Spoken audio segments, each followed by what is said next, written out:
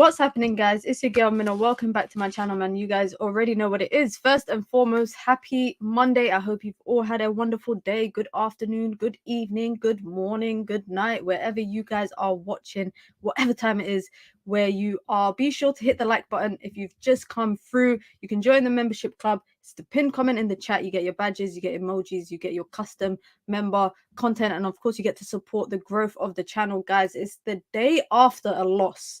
And the day after a loss is always the crappiest one, but it's even more crap when it's on the back of a bad performance. It's on the back of a bad performance against your Manchester rivals. Of course, I don't know if it's just me, but Mondays after like Premier League weekend, it's always, I read articles, listen to podcasts. I have like 3-4 different kind of podcasts that I will usually listen to. Today it seemed like everybody on every podcast just wanted to do an analysis about the derby, and rightfully so.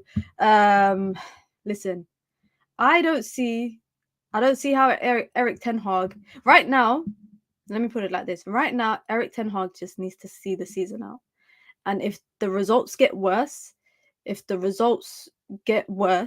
and when I say the results get worse, I mean, against the mid-table teams, if we are embarrassed against Liverpool, against Arsenal, if we struggle against Brighton and Newcastle and Brentford and Everton, I think they might sack him. And when I say they, I mean Sir Jim Ratcliffe and Ineos. Of course, Umar Barada ain't coming in until the summer, but he's already starting the groundwork. They still haven't got Dan Ashworth, so there's still some stuff to be done on that side. But if it gets worse, I think they get sacked. He gets sacked. And I think Steve McLaren will be put in as an interim, because I think Ineos already have their managers in mind, or manager. And the reason why I'm saying this is because I went back to watch Sir Jim Ratcliffe's interview. I went back to go watch his interview after it was announced that he had taken over the club. And one thing that he spoke about was Champions League football. I don't see United playing in the Champions League. I don't see United in the Champions League. Like, I think there has to be a miracle. I think there has to be some sort of miracle mathematically for United to end up in a Champions League spot. And I know Erik Ten Hag said this himself. What did he say? I was just going through a bunch of stuff he said after the game, and one of the stuff was, well, we can still get Champions League football if we finish 5th. That is even, again, unlikely. It might not be the case that an English club gets that extra allocation in the new Champions League format, which they actually announced today. It don't seem any different to the Super League. Honestly, the new Champions League formation from next year just looks exactly like what the Super League was pictured. But anyway, let me not get sidetracked with that. Erik Ten Hag said that United could still possibly qualify for Champions League through 5th place. I think United are way off it. And I know people are going to say the topic always after a win, yeah, and it's so annoying. The topic after a win is, can United still make top 4? How about we just flip and focus on winning the next game? How about we just focus on winning the next game rather than Aston Villa or Tottenham Hotspur? I say this all the time. Spurs and Villa have to lose a number of games or drop a number of points for United to mathematically even get top 4. Even if, hypothetically speaking, United went on and won every game from now to end of May, or whenever the season finishes. I think it's like the 19th of May. 76 days to go until the season ends, guys. I can't wait. But mathematically, they have to drop so much points, and United have to win every game. Who can sit here and honestly say United will win every game from here on out in the league? I can't say that. Erik Ten Hag has already lost 16 games this season in all competitions, 11 already this season. Fun fact. I think United's post Sir Alex Ferguson, we lost 12 games one year. I can't remember what year it was. But we lost 12. And the season is not even over. We still got how many games left of the season? So we could actually bypass that. Another fun fact. I've seen this online a lot. Today about Erik Ten Hag and just his record in general. Let's have a look at his Let's have a look at what his record is saying. Let's have a look at what his record is saying. Let me just put this up on the screen. Oh my God, I made it too big. I'm still trying to get used to the technology. Sorry, guys. Let's look at this, guys, yeah? Manchester United's record under Erik Ten Hag. This is Manchester United's record. I hope you guys can all see it. 100 games. So firstly, shout out to Erik Ten Hag for getting to 100 games. Shout out to him. 60%, 61% win record. I think is actually the best of any manager at Manchester United ever in their first 100 games. So kudos to him for doing that. But for me, what stands out to me is a few numbers. A few numbers stand out to me. Number one, the number of defeats. The reason why I'm saying that it stands out to me is because more than half of those defeats came this season. More than half of those defeats came this season. We've lost 16 games this year. We've lost 16 games. That means obviously last year we lost 12. And we are still potentially on path to maybe losing some more. Mina, that list on Twitter of all the records he's broken is scary. Oh, it's coming. I got it up here because we're going to talk about that because I was just like, I just kept scrolling and the scrolling was never ending. I was like, when is this list going to end? Big up to Naz for that comment.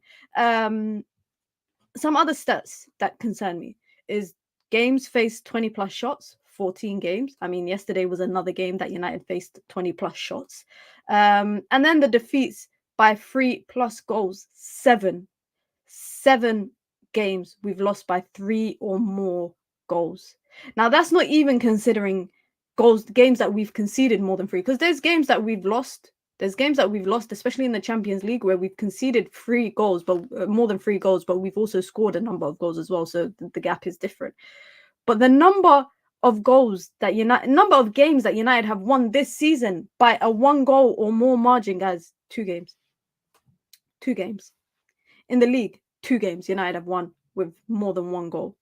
That is like, I cannot look at this and think Erik Ten Hag's job is safe. I don't think his job is safe. And I was saying this months ago. I was getting cooked on UV. If you lot know about UV, I was getting cooked on UV. And people were telling me, denounce your status with the anti-Erik Ten Hag thing. I'm not anti-Erik Ten Hag. I'm not anti-Erik Ten Hag. Ten Hag. I just don't know how he turns it around. And this is a feeling that I've felt since December, November times. On top of that, I have a clip. There's a clip on UV clip. Shout out to Josh because he works overtime. There's a clip on UV clips of me after, I think, Spurs or Wolves, first or second game of the season. And I was criticizing Erik Ten Hag. And I was saying this is going to be a long season. So everybody strap in, everyone buckle up. That literally has been my stance. Now, before we actually get into all the records that Erik Ten Hag has broken, I'm going to get into some comments that he made after the game yesterday, which for me is just, at this point, I told you lot, Erik Ten Hag gaslights fans after a game. And the reason why I say that is because I don't think he can genuinely say he believes the stuff that he comes out and says. I can't believe it. I can't believe it. Some of the things he said yesterday, I couldn't. Let me pull up. There's so much stuff. I should even come and talk about what he said before the game, but I'm not going to do that. He said after the game that the gap between Manchester City and Man United, he said the gap is not that big. I don't know what bro's talking. I don't know what Erik Ten Hag is talking about there to say the gap is not that big. Yesterday, we saw the extreme gap, not just between Man United and Man City as a team, but even tactically, we saw the gap. Erik Ten Hag thought he was smart by taking off Johnny Evans, because Johnny Evans obviously was playing with a knock. He mentioned that. But Johnny Evans came off, Lindelof went centre-back, and Diogo Dalot went left-back. Erik Ten Hag thought a smart manager is not going to counter that. What did Pep do? He just put Foden on the left. That's it. Simple as. Now you got Foden, and now you got Foden, and now you got KDB matched up against a rookie Camberwala. I said it yesterday. I said it, and you lot can not be happy with what I said, but I said that Erik Ten Hag hung him out to dry, because I don't care. You know you know that United have gone down now, yeah? In my honest opinion, they see any team will see a rookie, an academy kid that has not really found his footing yet, coming on in a defensive game where United's job is just fully to defend, because that's how Erik Ten Hag set United up. You now put a young academy player on to the right-hand side, and now you're shocked that they are attacking that side. Of course they're going to attack that side. Of course, any opponent would do that. Any opponent would do that. Camboala, I wouldn't say he was actually at fault for Foden's second goal, but you see the clear, I don't want to say rookiness, but inexperience. Because what happened? He followed the ball. KDB backed off him. He followed the ball to KDB, and suddenly Varane had a lot of space to cover. Casemiro sleeping, and literally United end up conceding a goal. I'm not saying it's Camboala's fault. What I'm saying is that for the one tactical change that Erik Ten Hag did make in the game, Pep countered it straight away. It was very simple. It's not like it was a big tactical change that Erik Ten Hag made. He just put Dalot left back to deal with Foden because Lindelof, in my opinion, was struggling. I thought Lindelof looked like he was on skates half the time. He was letting the opponent dictate to him how he's going to defend. And as a left back or just as a fullback, I don't think that should be the case, especially when you're coming up against, I don't want to say tricky winger, because I think Foden is different compared to other type of wingers. And that's why I hate this Foden and Saka comparison, because they're two different type of players. And anyways, let me not get into that. Let me not get into that. But my issue with Lindelof yesterday, and this is not me picking at him, it's just me pointing out issues that I saw in the way that he was defending. He was quite flat-footed. He was on the back foot a little bit. So to me, it looked like he was allowing Foden to set the tempo, and he's just gonna follow. And as a result, Foden was running rings around him. Like, let's be real. There's no one that can say that Lindelof had a great game defensively or was the better defender in that backline. I think he was actually the worst in that backline, even when he obviously looked better when he went centre-back. He looked a lot better because that's his more natural position. And maybe that's why I shouldn't be too harsh on him, because, you know, he's on the left. But let's look at these records that Erik Ten Hag has broken. Somebody has changed their name to JJ Okocha, and they've got a mod and a what's it called? I'm thinking it's Koala. I'm thinking that is Koala. I'm gonna assume that is Koala. I'm gonna assume that is Koala. Big up to everyone in the chat. Be sure to hit the like button. Be sure to subscribe. Rashford could be out against Everton and Evans. You see, and this is the thing. Both of them were playing through injury yesterday. And was it even worth it? Was it even worth it? I don't even think it was worth it. You know, sometimes you look at a game and you're like, yeah, it was worth this person playing through injury. And you know what actually irritated me today? I'm gonna talk about it. I put Rashford in the thumbnail of the video. Not for any is Rashford actually on the full? I don't even know who's on my thumbnail. I know it's Varane. Then let me see who's the other person on my thumbnail. Hold on. Yeah, okay, I put Rashford on it. Not because I think he's at fault for anything. That's like, it's not to pick at him, but today I was watching TV. I'm not going to say where, but I was watching TV and they were talking about the game, and I swear it was like a whole 4-minute analysis on Rashford and his body language. Please, can we when you're criticizing players or we're talking about players, please can we do that? Please can we talk about the way they perform, not about their body language.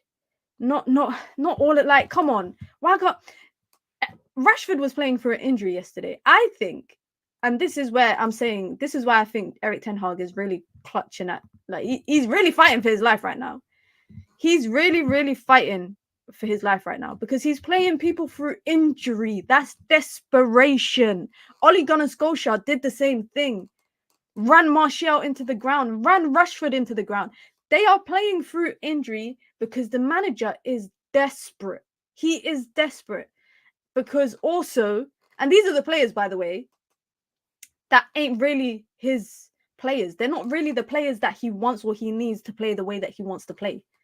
Yet he's relying on them to stay fit. He's relying on them to stay fit or to be able to play through injury to a certain extent. And that's just unfortunate. And that's why yesterday, I even said it. I don't know if you guys remember, but I said it yesterday. Rashford looked like he was playing with an injury for me. And it comes out yesterday after the game that he played for a knock. It came out this morning that he sustained an injury against Nottingham Forest or something. When was it Nottingham Forest when he got sandwiched between two players? Apparently he took an elbow to the ribs, and he's been dealing with that ever since. Rashford looked like a guy that was playing through injury yesterday. And you know how I could tell that? Because even in his one-on-one moments, or maybe in, you know, that Kyle Walker situation, or when the ball came to him at the far post, he didn't look 100%. He did not look like a Rashford that, albeit we haven't been able to see it consistently this season, but there has been little twinkles during the season when we've seen Rashford at 80, 90, 100% level. Maybe minimal, but we've still seen it. But that game in the derby, I did not see it.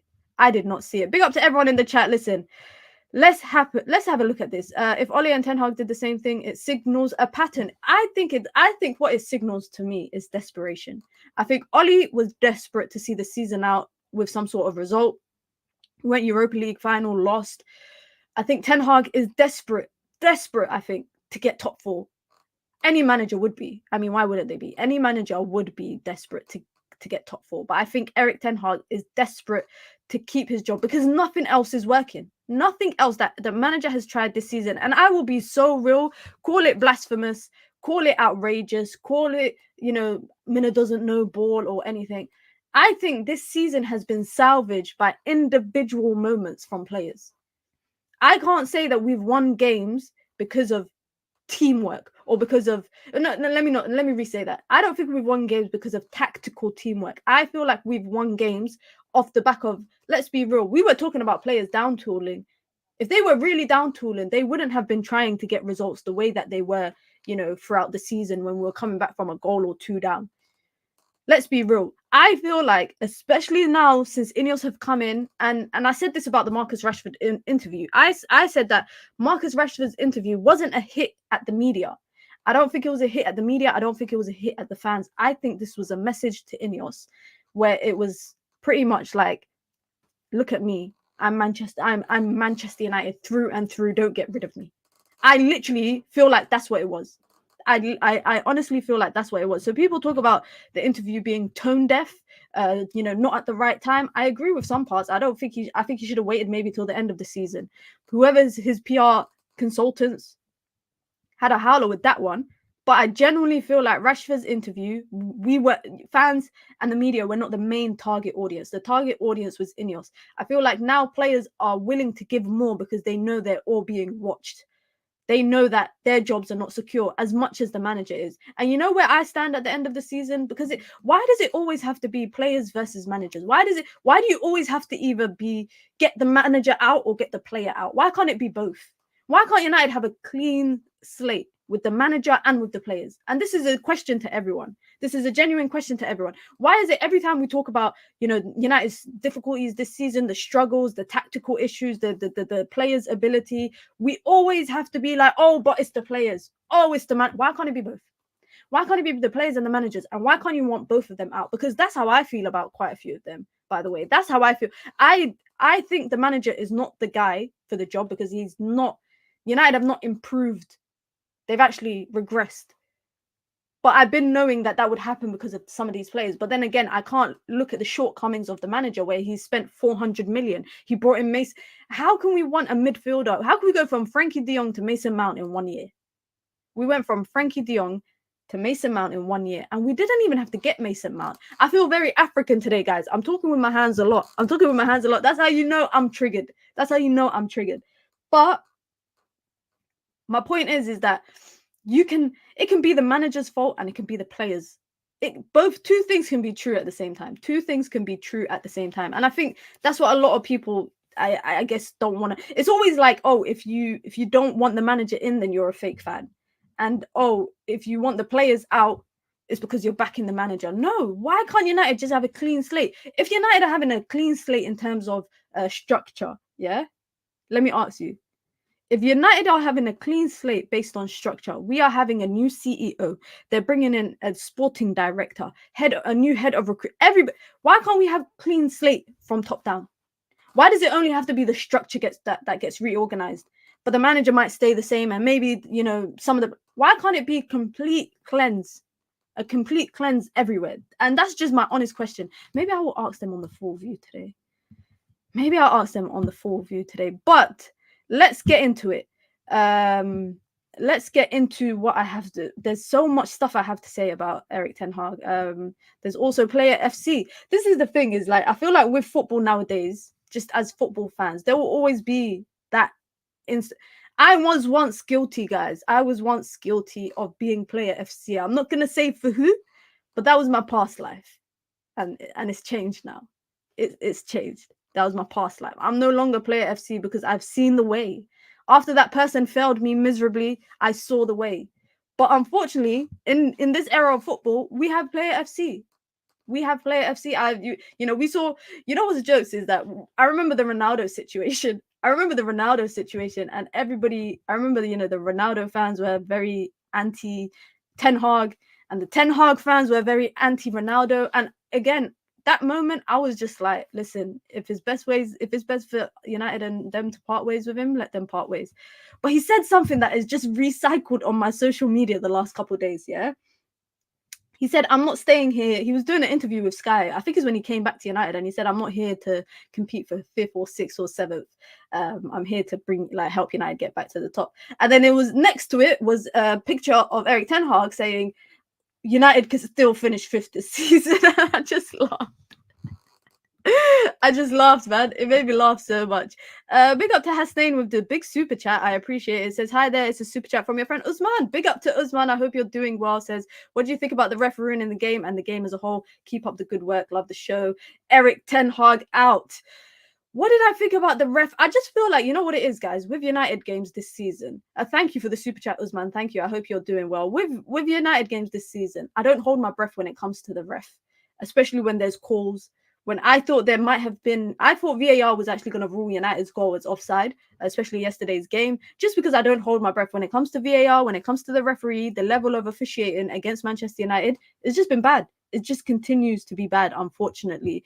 The game as a whole, I just think that, you know, United miles apart from City, and it's very clear as day. I pointed it out on yesterday's stream, but you lot can see how well drilled the City team is, that they know where their players are at all given times. United, we have to take a touch to control the ball, and then look up and take more touches before it leaves the feet of a player. Casemiro, whoever it is, Varane, Johnny Evans, Lindelof, Bruno, whoever it is that's got the ball, they don't know by instinct where their teammate is. And that is just a coincidence. It's not a coincidence, sorry. That is as a result of inept training. I don't know what happens on the training field. I say this all the time. I would love to be a fly on the walls in Carrington, so that I could see what the hell they do in training. I mean, today it was reported that players were even complaining about training or the intensity. So that's another thing. But there's just so much. I think there's so much issues. There's so many issues. But I just don't see Erik Ten Hag staying past this season. And the reason why I don't see him staying past this season is because of this. Let me zoom in. There you go. Big up to Football Factly, because clearly they are looking for the facts. Records broken by Erik Ten Hag. So obviously this is since he's joined the club. This is in the span of 18 months? This is in the span of 18 months.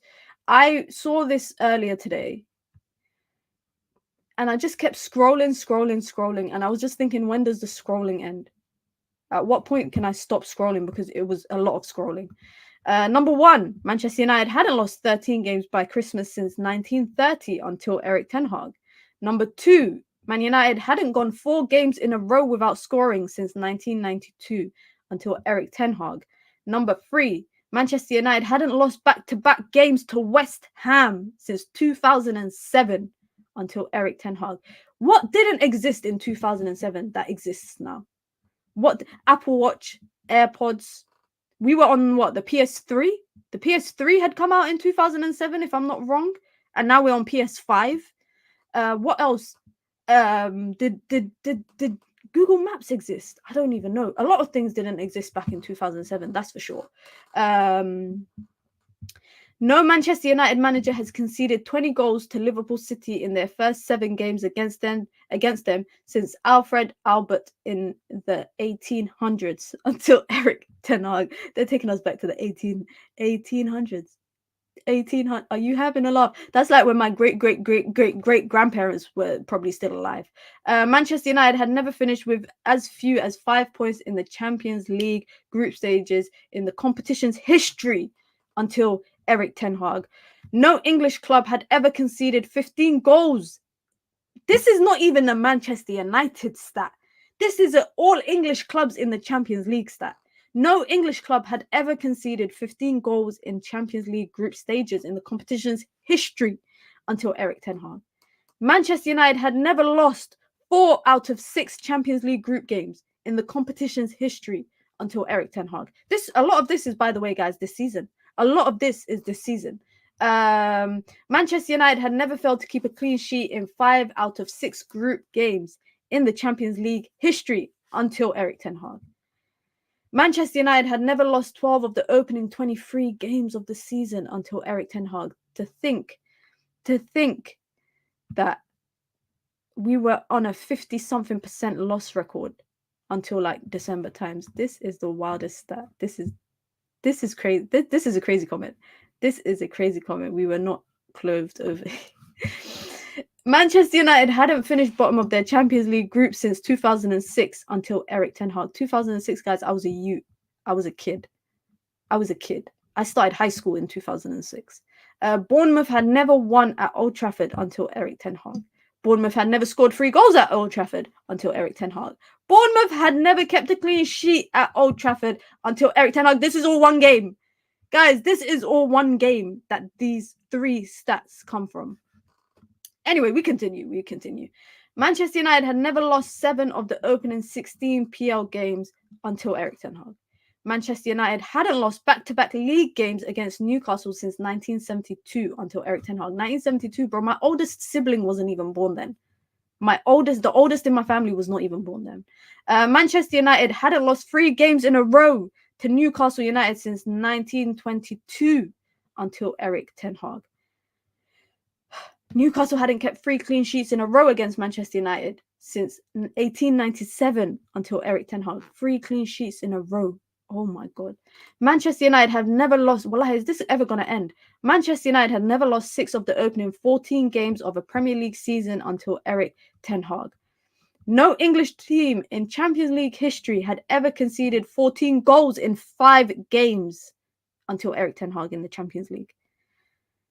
Manchester United had never lost a Champions League game they were leading by 2 goals.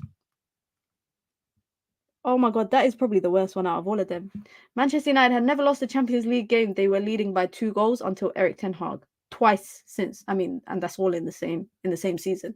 Manchester United had never conceded 3+ goals in 4 different Champions League games in a season until Erik Ten Hag. Manchester United hadn't lost a game they were leading by 2+ goals since 2014. That was the Leicester game, if I'm not wrong. That was the Leicester game until Erik Ten Hag. It was yesterday where United went 1-0 up and then went on to lose the game. Manchester United had never dropped this many points from a winning position in Champions League history until Erik Ten Hag.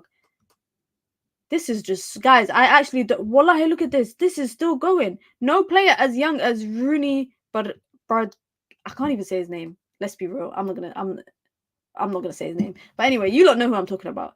He hadn't scored against Manchester United in Champions League until Erik Ten Hag. Man United hadn't lost. I can't do this, guys. There's too much. There's way too much. No post-war Manchester United. The fact that they're using post-war as a term. Post-war. Okay, so no post-war Manchester United manager had conceded 20 goals to City and Liverpool in their first 6 games against them until Erik Ten Hag. Galatasaray hadn't won a game on English soil in 117 years of existing until Erik Ten Hag. This is a lot, guys. This is a lot. Which account is that? It's on an account called Football Factly.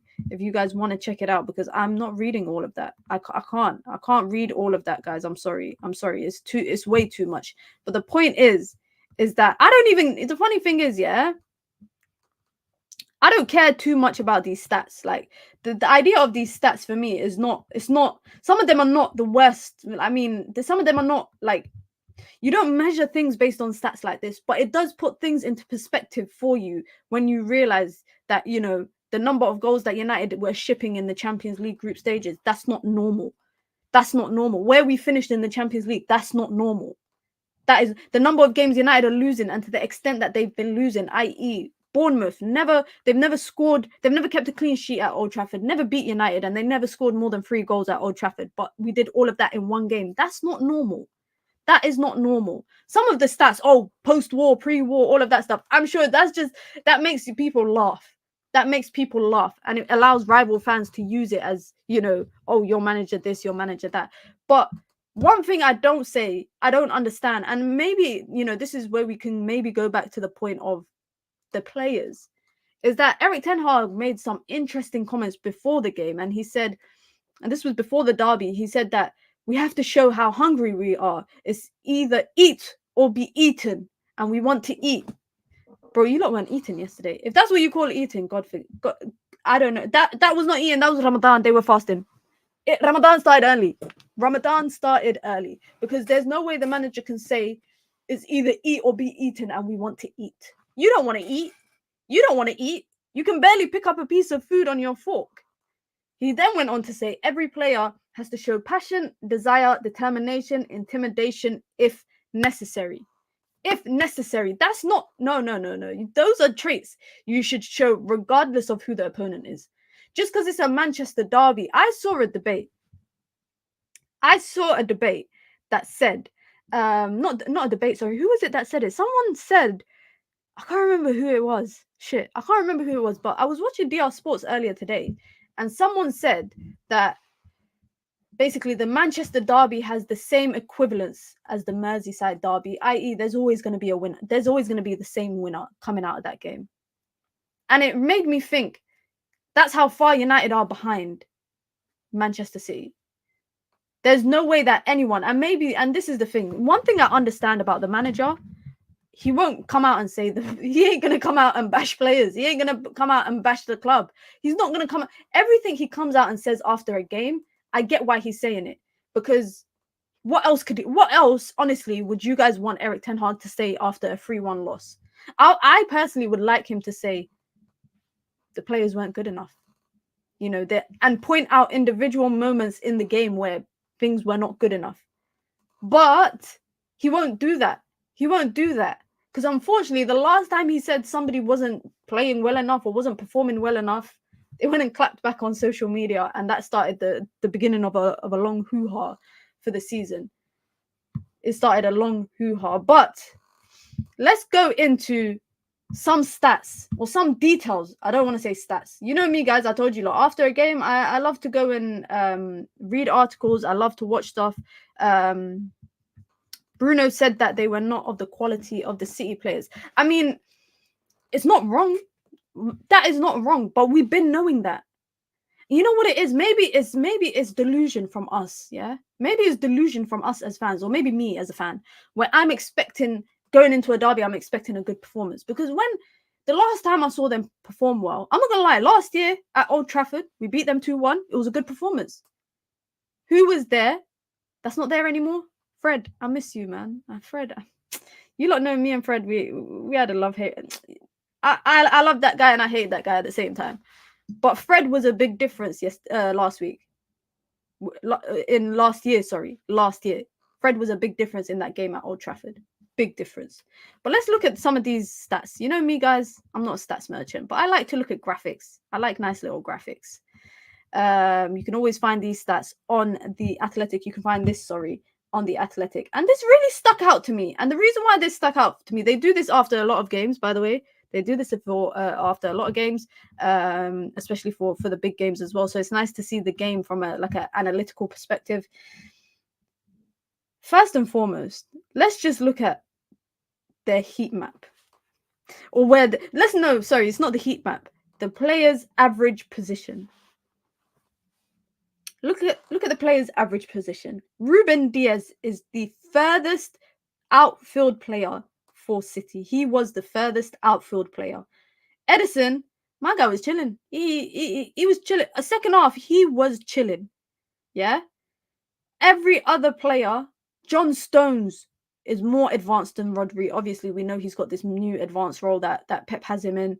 Nathan Ake, Kyle Walker, Kevin De Bruyne, Bernardo Silva behind Haaland, enjoying all the space that United gave them in the second half, the little pockets of space that they were getting into. And then look at United's one. Look at United's one. And the reason why I'm pointing this out is because obviously this is a direct result. City's average positions are a direct result of a well-oiled team. Yeah, you can see a specific shape in the way that they are. Like you got Haaland here, you got the wingers here, you got the two midfielders here, you got John Stones here, you got the fullbacks right behind the wingers, you got Rodri in that space, and Ruben Diaz is the furthest back player. Yeah, United, unfortunately, looking at this, guys, I couldn't tell you what sort of structure this is tactically. I could not tell you. I'm pointing the wrong way. I'm meant to point this way. But obviously, I'm looking at my camera. I'm looking at my screen there. But I cannot look at this and think tactically, what the hell are United doing? Why is that their average positions? You got Scott McTominay and Casemiro and Diogo Dalot in a little line across like this, like a diagonal line. That makes no sense to me. That makes no sense to me. Kobe Mainoo more advanced. Okay. That makes sense to me. Look at all that space in between Kobe Mainoo and Casemiro. Look at all that space. And this is why I say tactically things don't make sense. Things don't make sense. And that's why I like to look at stuff like this, because it puts it into perspective for you. There's only so much my brain can capture when I'm watching a game, like taking mental pictures. There is so much space in the midfield. So much space.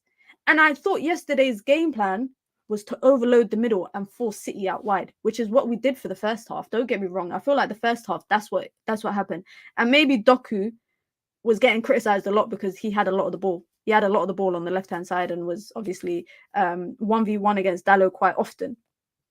But looking at those two average positions, it just doesn't... Like, I can look at City's one and I can see exactly what Pep's doing. Of course, Pep's been in his job longer. He's been in the job longer. And Pep is, let's be real, of this generation, Pep is one of the managers up there. He's probably the manager up there, I would say. But I'm looking at United's one, and it makes no sense. It makes no sense. Honestly, this is what it is. We're trying to make sense of something that doesn't make sense. I'm not going to focus too much on the stats. The starting distance. You see how deep United's starting distance is, whereas, City's starting distance is more so in the middle of the pitch. You see the build-ups. United had 2 build-ups. City had 30. Fast breaks, United had 4. City had 7. By the way, United were the team playing on the counter. And high press, United had 10. And City had nearly triple that in 31. That's not good enough. That's not good enough. But then the manager will come out after the game and say, oh, we played well, we performed well. On any other day, if Rashford, we had chances, he was fouled. Come on, let's be for real. This is unsustainable. I've been saying it for so long as well that this has been unsustainable. I've been saying it for the longest. But unfortunately, we find ourselves here. But that's the kind of stuff I like to look at. If you lot ever want to see them stuff, you can always find it on The Athletic. They always do some good stuff after a game. Big up to Z, says, Mina, question. Why did Ten Hag decide to play a super low block when this team can't play or accustomed to a low block and trying to hold out against City? I don't know, because I think what is the only other way that Erik Ten Hag could have suited up for United? What other way could Erik Ten Hag had put United up against City? I couldn't tell you. With that starting 11, with that team available, counter-attack for me made the most sense. But things that didn't make sense to me, for example, like I said earlier, was bringing on Kambuwala. Of course, he's the only other defender on the bench, so I get why you did it. But also, you just threw him into the deep end. You bring on Forson. Garnacho, for me, did not have a good game. Garnacho did not have a good game. But can we really fault Garnacho for not having a good game going forward when United were barely going forward?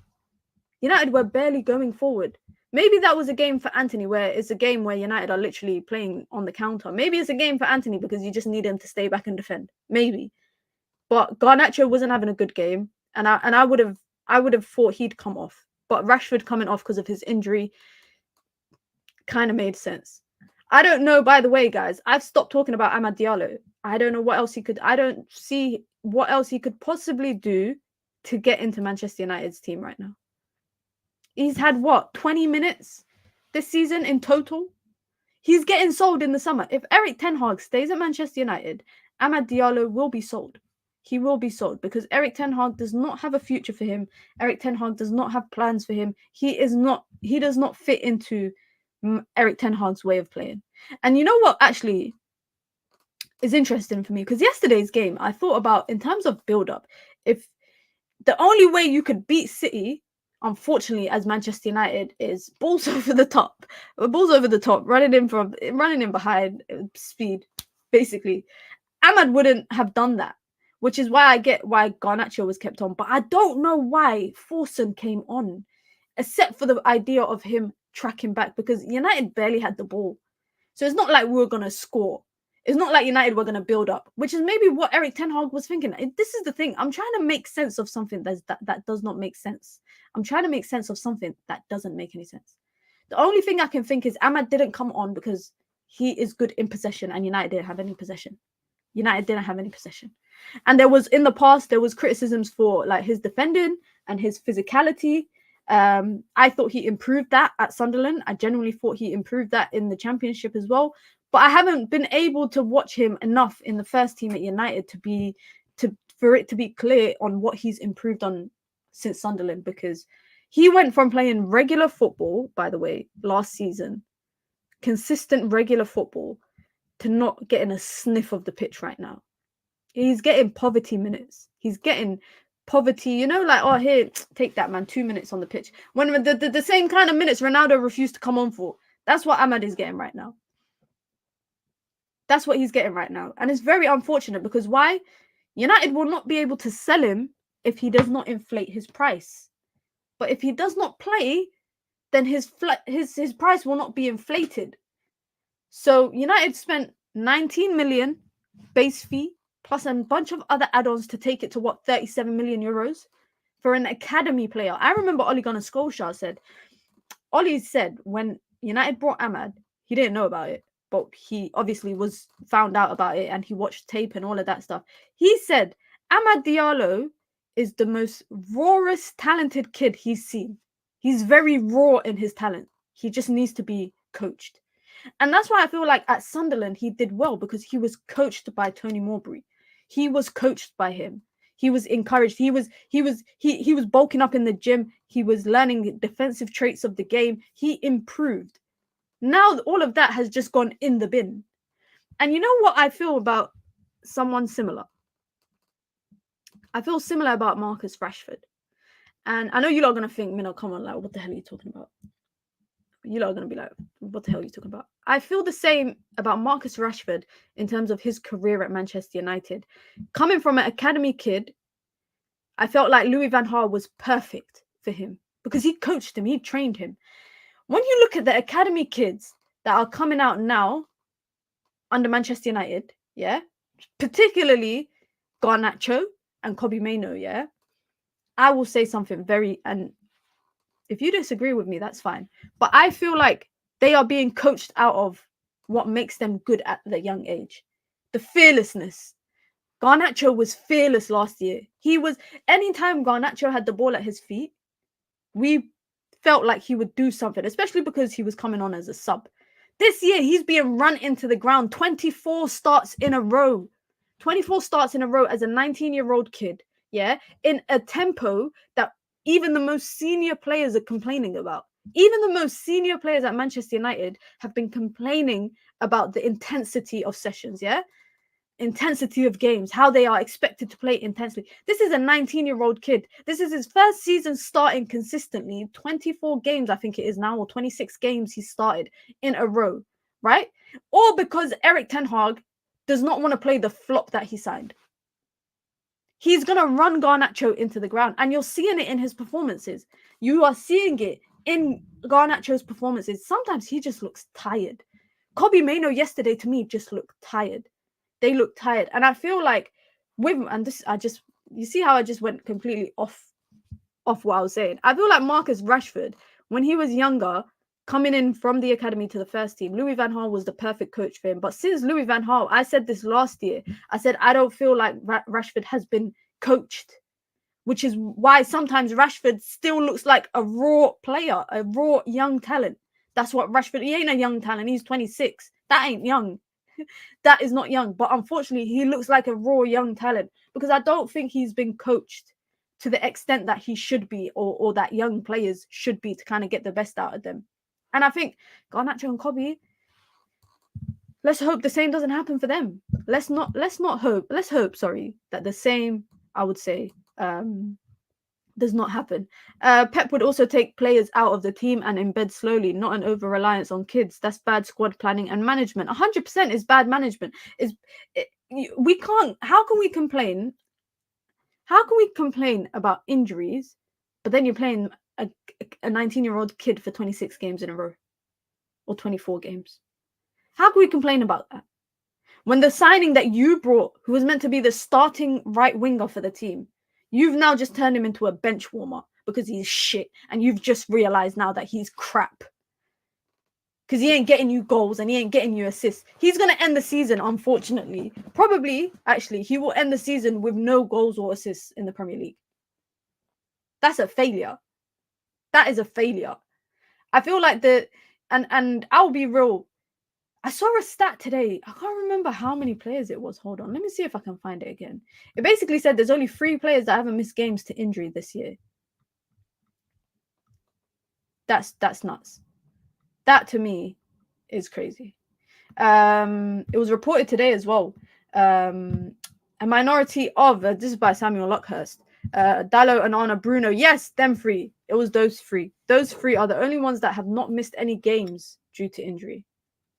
3 out of a 20-something man squad. That's it. That's it.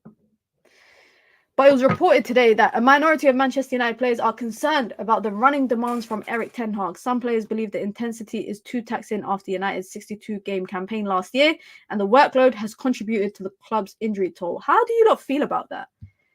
How do you guys feel about that? Because I can see both sides of this. For me, it's like, get fit. But then it's like, everyone's getting injured. So then what? For me, it's like, why are you complaining about it? At the same time, they're looking at their teammates and they're thinking that's why we're complaining, because our teammates are getting injured left, right, center. Everyone's got a muscle injury of some sort, or everybody is re-triggering an injury that they've sustained over the last year or two. A part of me feels like they shouldn't be complaining. I mean, there's only just going to be more football, especially with the way that we might not be in the Champions League, but if we're in European football next year, there's only just going to be more football to be played. Off the back of this season, quite a few players are going to be going to the Euros, so that's more football. Then what? Then what? A part of me is like, why are you complaining? But a part of me is like, we see it on the pitch. We see it on the pitch that these people are tired. They are exhausted. Whatever they're doing in training, it's not working on the pitch. It's not working. Whatever they're doing in their training sessions, whatever intensity, whatever running drills they're doing, is clearly running them into the ground. And it's not sustainable. It's not sustainable. So whether it's because these players are unfit, I don't believe some of these players are unfit, by the way. I don't believe some of them are unfit. I feel like what Ten Hag is asking for tactically, plus the intensity, is too much. He's asking them, and maybe this is a direct result of the players and their abilities and what they've been used to. Because let's be real, some of these players, they've been here for a long time. We've been knowing about what they're capable of and what they're not capable of. So maybe it's a direct result of that. But also, I'm looking at people like Marcus Rashford, and I said this I think it was last week. I think I said this last week on a stream. I said that Marcus Rashford, for me, doesn't look convincing in 50-50 duels or anything, because I think when I watch Marcus Rashford, he looks like someone who's scared to get injured. He looks like someone who is scared to get injured. This is a guy that was playing through a broke up shoulder and broke up ribs. And what else? He was playing through all of those injuries. And now he just looks like a player that is scared to get injured again. So he I don't want to use the term.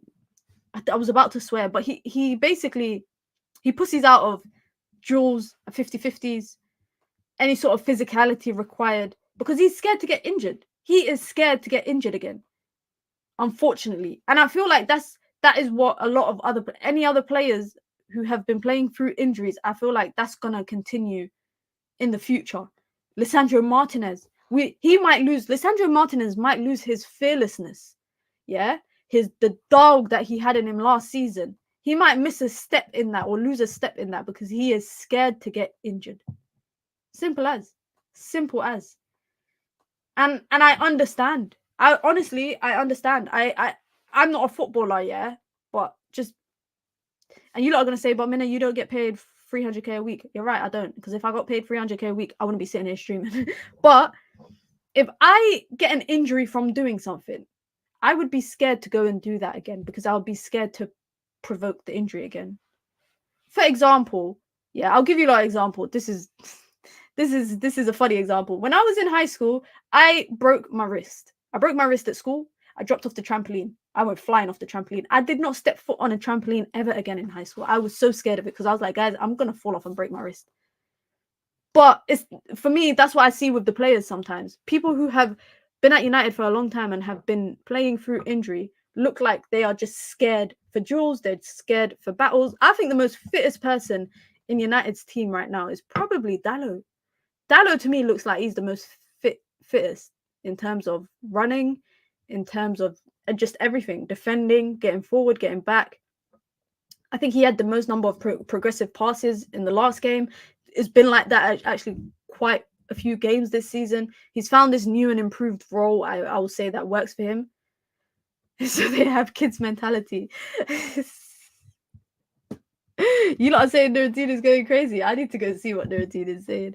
So they have kids mentality. I'm not saying they got kids mentality, but it's what I see.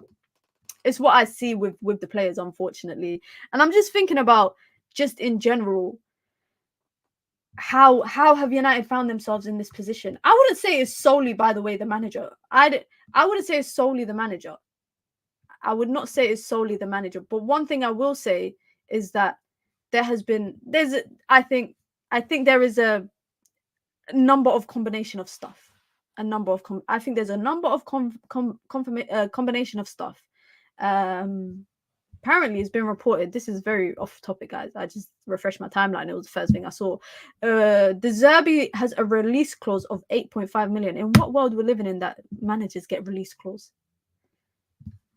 I think you're onto something, Mina. Even Rasmus doesn't jump for the ball. I think it's due to his past injuries as well. 100%. And like, even with, because I think Rasmus came in with a back injury. Rasmus Højlund came into Manchester United with a back injury. And we see it when he's in these battles, in these defensive duels. We see that, I'm not going to lie, I'm just scared that he's going to re-trigger that back injury.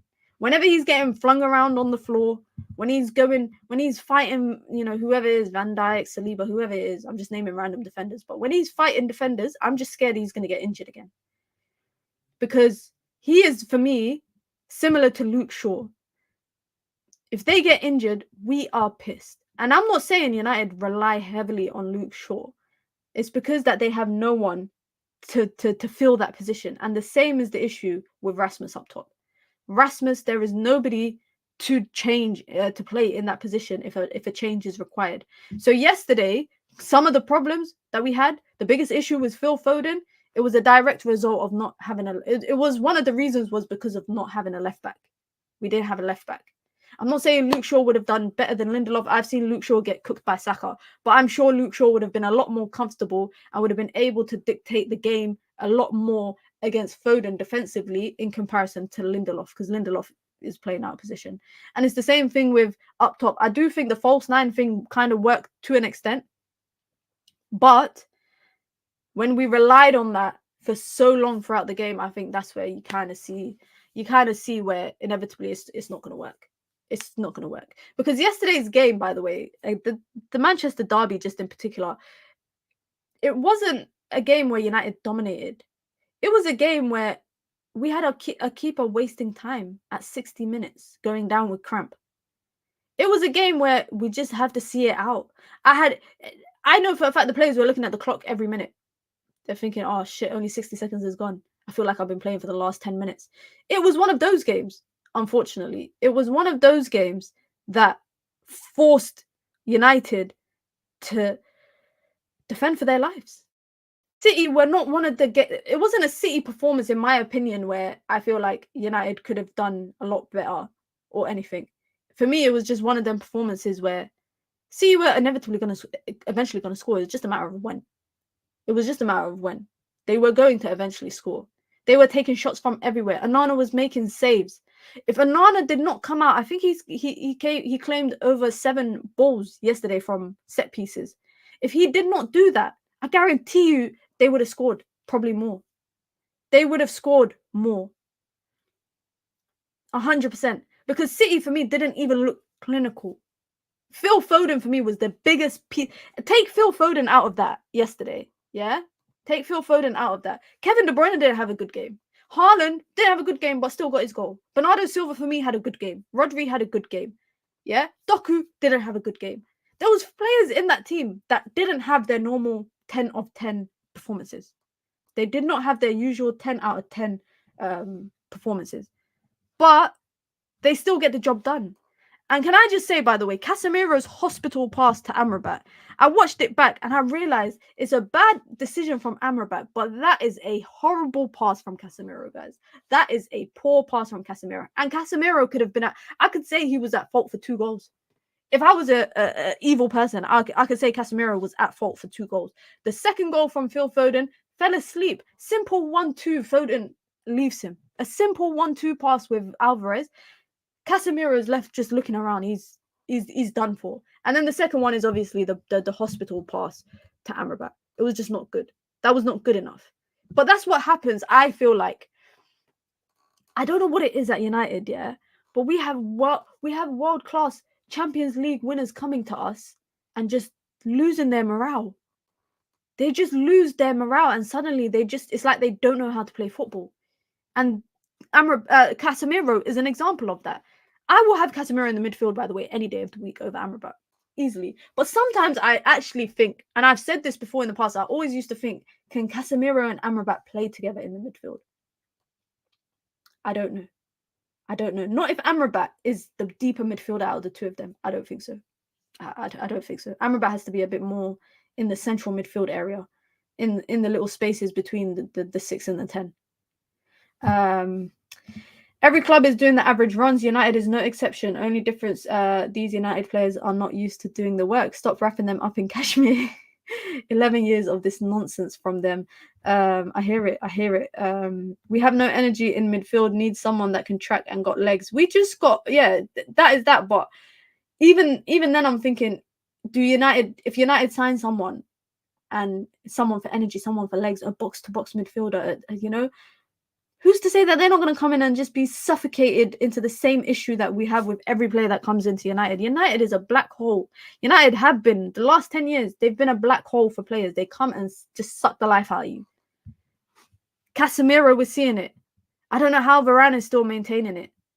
Di Maria, Sanchez, there's so many. Flipping, what's that guy called? Mkhitaryan, Lukaku, Pogba. There's so many players I could be like, absolutely, the United just come and suck the life out of them. But players don't even help themselves in the same instance, unfortunately. It just doesn't work out. Big up to everyone. Be sure to hit the like button. Listen, it's the end of the stream, man. That was more a rant. I feel like this was just a 1-hour rant of why I think Erik Ten Hag will not be here this next season. The question in the title is, will Erik Ten Hag be here next season? I don't think he will be. I don't think he will. I think Ineos will have their manager. Whoever it is, I think they'll have their manager. And it's been reported that Ineos will not sack Ten Hag depending on whether he gets Champions League or not. His future will depend on whether they think he is the man to take them forward in the idea that they present, the idea of football that they want to play. I don't even know what football Ten Hag wants to do. I don't know. I think he will leave, but I've said this, I think he'll see the season out. Unless the results get so bad. Like, I'm talking holding 5 against Liverpool in the FA Cup. I'm talking holding 4 against Chelsea at Stamford Bridge. I'm talking about a battering at Brighton on the last day. Nah, not that far. Let me not think that far ahead. I'm talking about in the month of March. And he's lucky because actually half of the month is actually international break. But if United really keep going with losses, I think they might actually pull the plug on him a lot earlier and just let McLaren have it until the end of the season whilst they put their little chess pieces in place. I just 76 days to go, guys. Every time I come on stream, I'm gonna tell you lot how many days left to the season. As of today, there is 76 days left until the 19th of May. So it's actually 77 days then until the 20th of May. And at that point, the season's over. So 77 more days to go. I can't believe I'm saying that. I can't believe I'm actually sitting here counting down to the end of the season. That's how much this season has sucked. Big up to everyone. Be sure to hit the like button, guys. Be sure to subscribe. I'll be back tomorrow. Champions League is back. What are we saying? Should we do watch-alongs this week? Let me just double check actually who's playing tomorrow. Bayern Munich versus Lazio. I need a chance to laugh at Harry Kane. They're losing 1-0. PSG versus Sociedad. PSG are winning 2-0. And then I ain't watching City on Wednesday, but I'll do a watch along for Real Madrid versus Leipzig on Wednesday. And if you don't want me to do a watch along, just let me know in the chat below for tomorrow's game as well. I will be back tomorrow anyways, regardless, with a stream. You guys know what it is. Be sure to hit the like button. Be sure to subscribe. And we'll be live on UV in about 15 minutes as well. I'm just going to go have some snacks, get some water, and then we go again. Big up everyone. You know what it is. As always, it's your girl Mina. Peace.